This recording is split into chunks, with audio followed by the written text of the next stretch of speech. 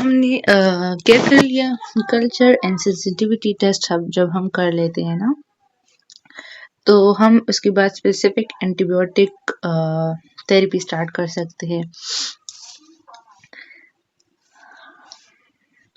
अब हमारे पास यहाँ पर बैक्टीरियोस्टैटिक और सीरल ड्रग के बारे में बताया गया है ना कि बैक्टीरियोस्टैटिक ड्रग्स कौन से होते हैं जो कि ग्रोथ को, बैक्टीरियल ग्रोथ और रेप्लिकेशन को इनहिबिट करते हैं, लेकिन बैक्टीरियोसिडल ड्रग्स वो होते हैं जो कि किल करते हैं बैक्टीरियाज को। फॉर एग्जांपल हमारे पास लैंजुलेट जो एंटीबायोटिक है वो बैक्टीरियोस्टैटिक है अगेंस्ट स्टेफाइलोकोकस ऑरियस एंड एंटेरोकोकाई, लेकिन ये वाला ड्रग हमारे पास बैक्टीरियोसिडल है, मतलब किलिंग एक्टिविटी शो करेगा।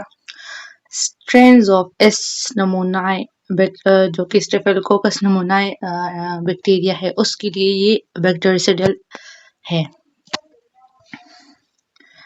अब हमारे पास मिनिमम इनहिबिटरी कंसंट्रेशन और मिनिमम बैक्टीरियोसिडल कंसंट्रेशन के बारे में बताया गया है। मिनिमम इनहिबिटरी कंसंट्रेशन ये हमारे पास नाम से ही जाहिर है कि हमारे पास वो कम से कम कंसंट्रेशन जो कि क्या करे, बैक्टीरियल ग्रोथ को इनहिबिट करे, उसको हम क्या करेंगे, क्या कहेंगे, MIC मिनिमम इनहिबिटरी कंसंट्रेशन। अब ये मिनिमम इनहिबिटरी कंसंट्रेशन जो होती है हमारे पास वो तो सेलेक्टिव होती है, लेकिन उस जो हमारे पास MIC होता है उससे हमने ड्रग की कंसंट्रेशन थोड़ी ज़्यादा रखनी है। क्यों रखनी है? क्योंकि जब भी हम कोई ड्रग एडमिनिस्टर करते हैं तो उसकी हमारे पास फर्स्ट पास मैकेनिज्म भी होती है। कुछ ड्रग बहुत ज़्यादा एल्ब्यूमिन प्रोटीन के साथ ज़्यादा बाइंडिंग कर लेते हैं, तो जितना टारगेटेड अमाउंट हमें उस टारगेट साइट पर चाहिए एक्शन करने के लिए उतना वो नहीं पहुंचता, इसलिए हमें MIC से थोड़ी कंसंट्रेशन ज़्यादा रखनी होती है। देन हमारे पास मिनिमम बैक्टीरियोसिडल कंसंट्रेशन, तो वो minimum concentration of a drug जो कि क्या करे 99% ऑफ एंटीमाइक्रोबियल एजेंट को किल करे, तो वो क्या है, हमारे पास मिनिमम बैक्टीरियोसिडल कंसंट्रेशन है। देन हमारे पास effect of site of injection है on therapy. The blood-brain barrier. This barrier is formed by single layer of tail endothelial cell fused by tight junction that impede entry from blood to the brain of virtually all molecules except those that are small and lipophilic। तो blood brain barrier हमारे पास एक ऐसा barrier है जो कि क्या करता है, इनहिबिट करता है टॉक्सिक मटेरियल्स को ब्रेन तक पहुंचने के लिए। मतलब कि जो हमारे पास इम्पोर्टेंट न्यूट्रिएंट्स वगैरह हो गए या कोई स्मॉल या लिपोफिलिक कंपाउंड जो हो गया वो ब्रेन तक ये अलाउ करते हैं कि पहुंचे, लेकिन डिफरेंट जो नॉन टॉक्सिक कंपाउंड होते हैं ये ब्रेन तक पहुंच नहीं देते। तो कुछ ऐसे ड्रग्स होते हैं जो कि ब्लड ब्रेन बैरियर नहीं क्रॉस कर सकते। The penetration and concentration of antimicrobial agent and the CSF is particularly influenced by the following factors। अब एंटीमाइक्रोबियल एजेंट हमारे पास कितना CSF में जा सकता है, एब्जॉर्ब हो सकता है, वो कुछ फैक्टर्स के जरिए हम आइडेंटिफाई कर सकते हैं या कुछ फैक्टर की वजह से इफेक्ट हो सकता है।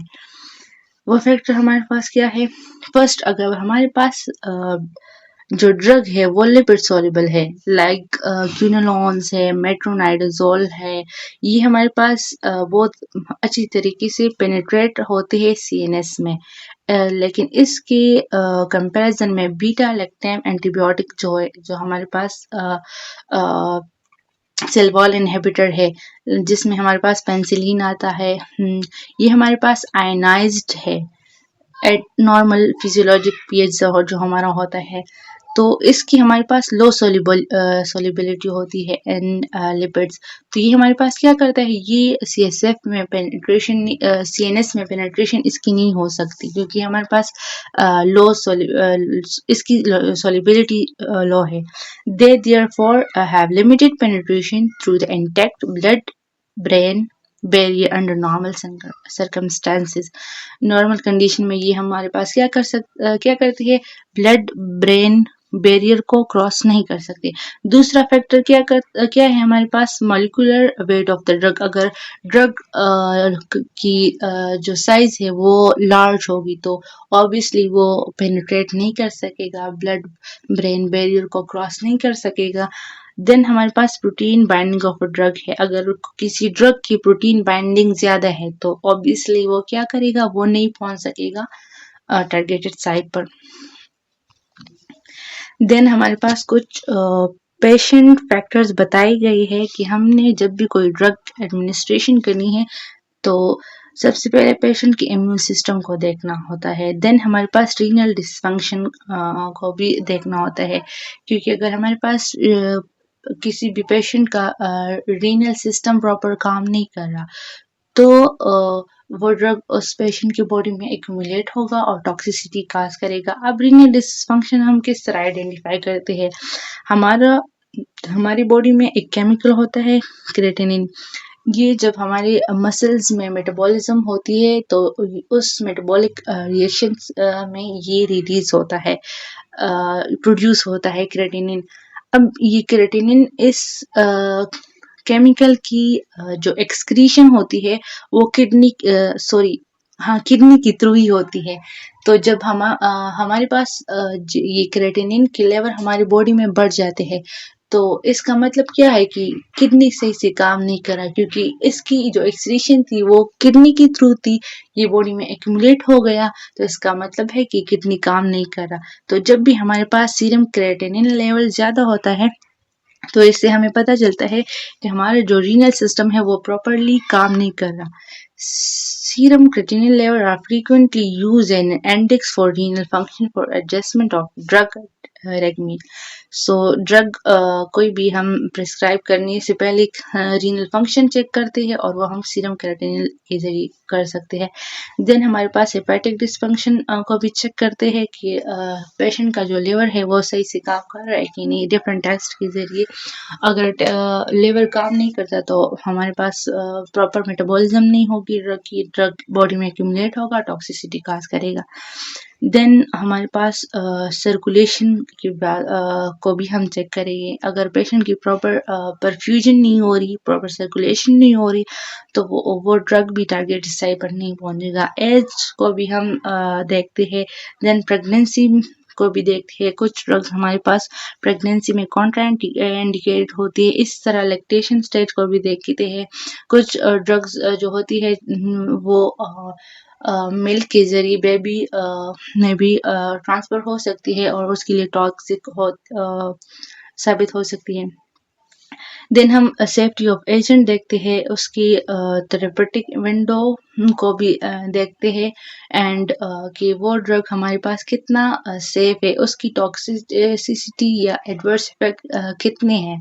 मतलब अगर एक ड्रग है उसकी 2 ड्रग हम यूज कर रहे हैं किसी पेशेंट के लिए, एक की नेफ्रोटॉक्सिसिटी या कोई भी मतलब लिवर की टॉक्सिसिटी बहुत ज्यादा है और दूसरे की एडवर्स इफेक्ट इसके मुताबिक कम है, तो हम इस सेफ ड्रग को सेलेक्ट करेंगे जिसकी टॉक्सिसिटी कम है। देन हम कॉस्ट ऑफ थेरेपी को भी देखेंगे, चीपेस्ट ड्रग हम पेशेंट को प्रिस्क्राइब करेंगे। अब हमारे पास ये फ्लो चार्ट के जरिए बताया गया है कि हमने कब जो बैक्टीरिया इन्फेक्शन हुआ है उसके लिए थेरेपी स्टार्ट करनी है। सबसे पहले हम चेक करेंगे कि कोई भी इन्फेक्शन हमारी बॉडी में बैक्टीरियल इन्फेक्शन है या नहीं, अगर है देन हम क्या करेंगे, determine probable site of infection, infection है हमारे पास किस जगह पर, देन कल्चर करेंगे, आइडेंटिफाई करेंगे ऑर्गेनिज्म को। बिगिन एम्पेरिक थेरेपी, अगर हमारे पास कोई लाइफ थ्रेटनिंग कंडीशन है तो हम इमीडिएटली एम्पेरिक थेरेपी करेंगे। फिर अगर हमने एम्पेरिक थेरेपी स्टार्ट कर भी ली लेकिन तीसरे दिन पर हम कल्चर सेंसिटिविटी टेस्ट करते हैं। अगर हमारे पास वो टेस्ट हमारे पास नेगेटिव आ गई या हमारे पास कॉलोनाइजेशन उसमें हुई तो हम हमारे पास मतलब इसका ये है कि हम ड्रग थेरेपी को स्टॉप करेंगे। नेगेटिव का मतलब ये है कि हमारे पास रिजल्ट नेगेटिव आ गया, कोई भी बैक्टीरियल जो माइक्रोऑर्गेनिज्म है वो बॉडी में प्रेजेंट नहीं है। कॉलोनाइजेशन का मतलब ये है कि वो स्पेसिफिक बैक्टीरिया हमारी बॉडी में प्रेजेंट तो है लेकिन वो कोई हार्म काज नहीं कर रहा। इस कंडीशन में भी हम कोई भी थेरेपी नहीं करेंगे। क्यों नहीं करेंगे? क्योंकि वो बैक्टीरिया हमें कोई हार्म नहीं कर रहा, कोई नुकसान नहीं पहुंचा रहा। अगर हम इसके अगेंस्ट कोई थेरेपी करेंगे, कोई एंटीबायोटिक देंगे तो ये बैक्टीरिया खुद में रेजिस्टेंस क्रिएट कर सकता है और कोई जो कॉम्प्लिकेशन है या कोई डिफरेंट टाइप ऑफ इन्फेक्शन ये काज कर सकता है। देन हमारे पास यहाँ पर है कि अगर हमारे पास कोई इन्फेक्शन नहीं है तो हमने पेशेंट को क्लोजली ऑब्जर्व करना है, कल्चर भी उसका करना है। अगर पेशेंट हमारे पास वर्स कंडीशन में होगा तो क्या करेंगे, एम्पेरिक थेरेपी करेंगे। और अगर हमारे पास कल्चर के ज़रिए कोई स्पेसिफिक ऑर्गेनिज्म आइडेंटिफाई हुआ तो हम उसके लिए स्पेसिफिक नैरो स्पेक्ट्रम ड्रग जो भी हो उसको प्रिस्क्राइब करेंगे।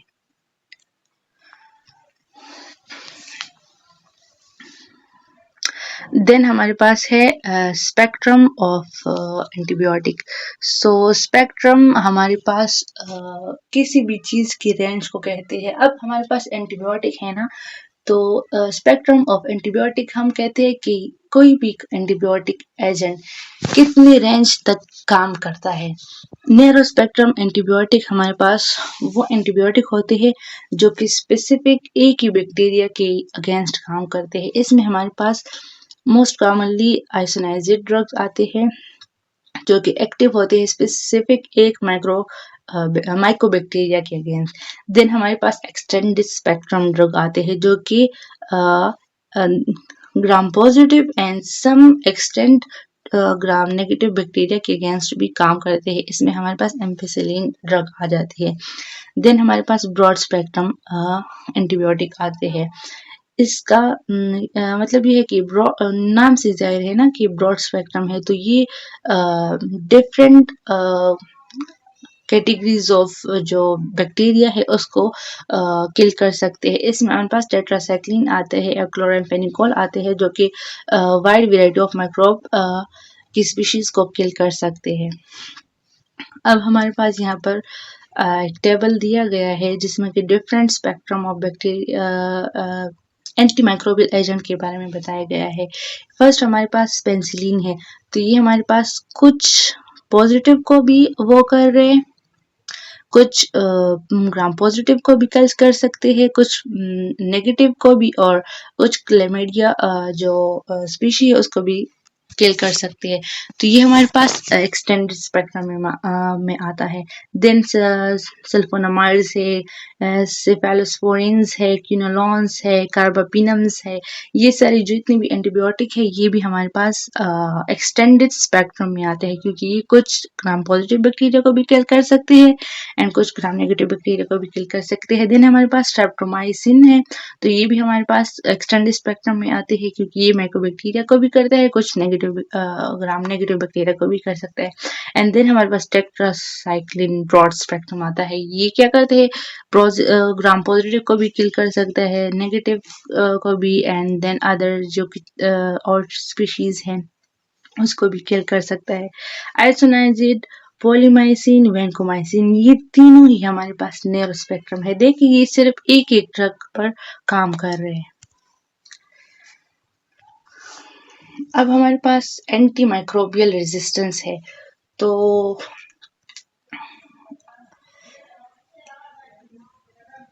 एंटी माइक्रोबियल रेजिस्टेंस हमारे पास कैसे डेवलप होती है?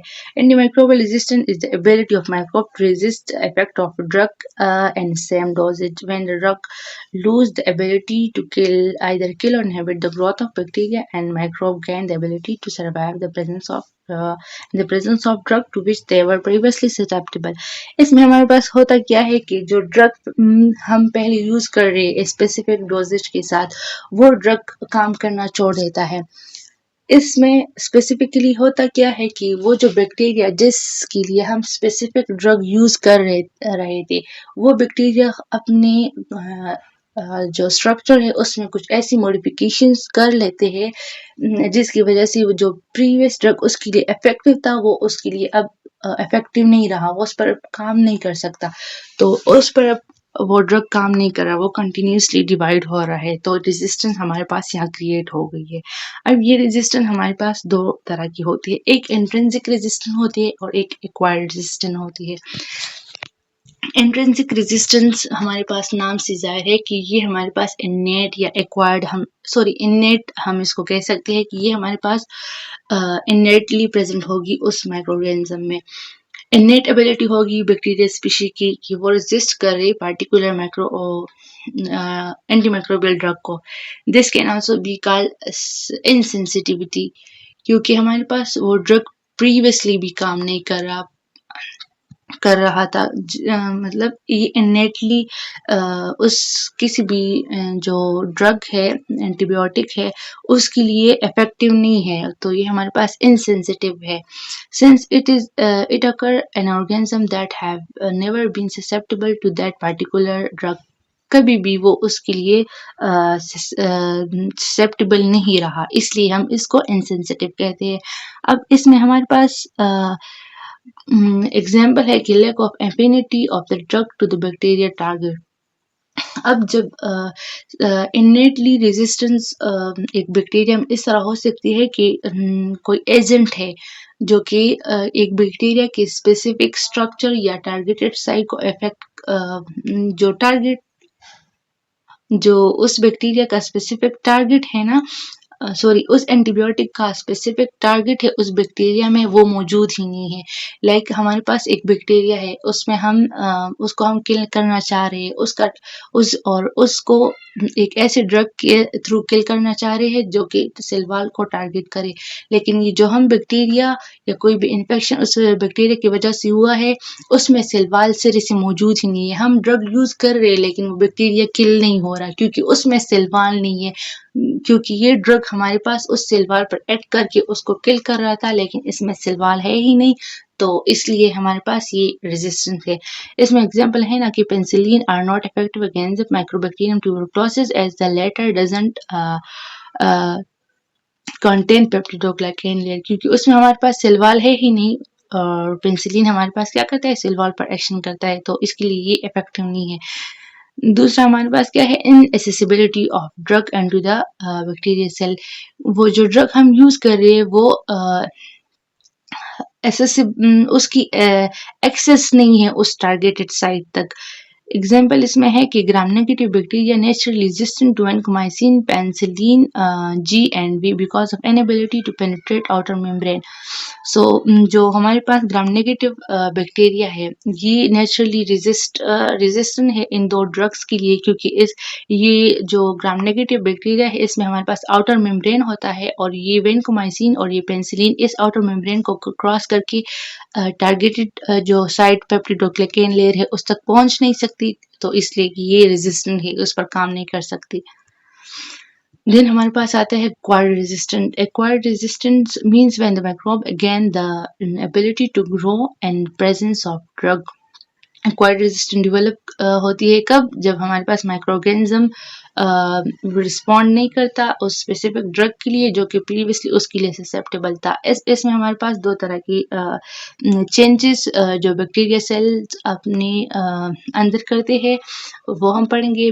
बीटा लैक्टेमेज एक्टिविटी होती है और कुछ हमारे पास अल्टर पीबीपीज होती है। पेनिसिलिन बाइंडिंग प्रोटीन्स, अब बीटा लैक्टेमेज एक्टिविटी, जो हमारे पास पेनिसिलिन जितनी भी क्लासिफिकेशन होती है ना, इसमें हमारे पास इन ड्रग्स में बीटा लैक्टेम रिंग होता है। तो ये बैक्टीरिया क्या कर लेता है, ये उस बीटा लैक्टेम रिंग के अगेंस्ट एक हाइड्रोलेज एंजाइम क्रिएट कर लेता है। तो ये बैक्टीरिया जाके उस बीटा लैक्टेम रिंग को डैमेज करता है। तो अगर वो बीटा लैक्टेम रिंग ही नहीं है उस ड्रग में जो जिसके ज़रिए वो अपना एक्शन कर रहा था, तो इस वजह से हमारे पास वो बैक्टीरिया फिर काम नहीं करता, which results in loss of bactericidal activity. Altered penicillin binding proteins modification. Penicillin binding proteins have lower affinity for beta lactam antibiotic. अब हमारे पास पेनिसिलिन बाइंडिंग प्रोटीन्स होती है उस बैक्टीरियल स्ट्रक्चर में, जो कि सेल वॉल को की फॉर्मेशन में हमारे पास हेल्प करती है। तो बैक्टीरिया क्या करता है, उस पेनिसिलिन बाइंडिंग प्रोटीन में चेंजेस कर लेता है। तो जो बीटा लैक्टेम एंटीबायोटिक उसके ज़रिए अपनी एक्टिविटी या जो मैकेनिज्म ऑफ एक्शन था वो कर रहा था, और उसने उस स्ट्रक्चर में मॉडिफिकेशन कर ली, तो वो बीटा लैक्टेम उस जो एंटीबायोटिक है उस पर काम नहीं करेगा। अब अभी हमारे पास कुछ डायग्राम के जरिए बताया गया है कि किस तरह सीरियल एक्टिविटी होती है और स्टैटिक एक्टिविटी होती है। ये है ना, हमारे पास डे 1 है, कुछ बैक्टीरियल स्पीशीज़ है, उसने हमारे पास मल्टीप्लिकेशन कर ली, कॉलोनाइजेशन कर ली। अब हमने एंटीबायोटिक यूज़ कर ली जो कि हमारे पास बैक्टीरियल है, तो उसने सारे ऑर्गेनिज्म को क्या कर लिया, किल कर लिया। यहाँ पर कोई भी ऑर्गेनिज्म माइक्रो ऑर्गेनिज्म नहीं है हमारे पास। देन हमने बैक्टीरियोस्टैटिक ड्रग यूज़ करनी है उसी कॉलोनी पर। तो जब हमने बैक्टीरियोस्टैटिक ड्रग यूज़ कर ली, तो वो जितनी भी बैक्टीरिया है उसी उसका नंबर सेम ही रहा, लेकिन वो उसकी जो ग्रोथ है वो स्टॉप हो गई। अब इसमें रेजिस्टेंस कैसे क्रिएट होगा, ये हमारे पास इनसेंसिटिव स्ट्रेन है ना, तो इनसेंसिटिव स्ट्रेन मतलब कि इनमें नेट रेजिस्टेंस है। तो जब हम कोई भी एंटीबायोटिक इसके लिए यूज़ कर ले और उसकी कॉलोनाइजेशन हो, उसकी रेप्लिकेशन हो उस एंटीबायोटिक के प्रेजेंस में ही, तो ये हमारे पास इससे पता चलता है कि ये वाला जो स्ट्रेन है ये रेजिस्टेंस है इस स्पेसिफिक ड्रग जो भी हमने यूज़ किया इसके लिए। देन हमारे पास पहले सेंसिटिव स्ट्रेन था, देन हमारे पास उसमें रेजिस्टेंस आ गई। ये हमारे पास एक बैक्टीरियल स्पीशीज़ को वो किया है ना, ये पिंक वाला जो स्पेसिफिक कलर से शो किया है, ये वो वाला बैक्टीरिया है जिसमें हमारे पास म्यूटेशन के ज़रिए रेजिस्टेंस आ गई। उसने बीटा लैक्टेमेज कोई एक्टिविटी शो की है, या जो दूसरा स्ट्रक्चर है पेनिसिलिन बाइंडिंग प्रोटीन्स उसमें चेंजेस कर लिए। तो पहले तो ये हमारे पास ये ड्रग इस पर काम कर रहा था, इसको किल कर रहा था, लेकिन जब इसने खुद में रेजिस्टेंस की ये पिंक वाले स्ट्रेन ने, तो इस पिंक वाले स्ट्रेन के लिए जब हम ये एंटीबायोटिक यूज़ भी कर ले, तब भी ये इस पर एक्टिविटी शो नहीं करेगा और ये कंटिन्यूसली अपनी ग्रोथ करेगा, अपनी रेप्लिकेशन करेगा। तो इस तरह हमारे पास रेजिस्टेंस क्रिएट होती है। देन हम एंटी माइक्रोबियल ड्रग्स एंटीबायोटिक को नेक्स्ट लेक्चर में हम कंटिन्यू करेंगे। यहाँ तक अगर आप लोग का कोई भी क्वेश्चंस हो, then you guys can ask. I will try to explain that, inshallah.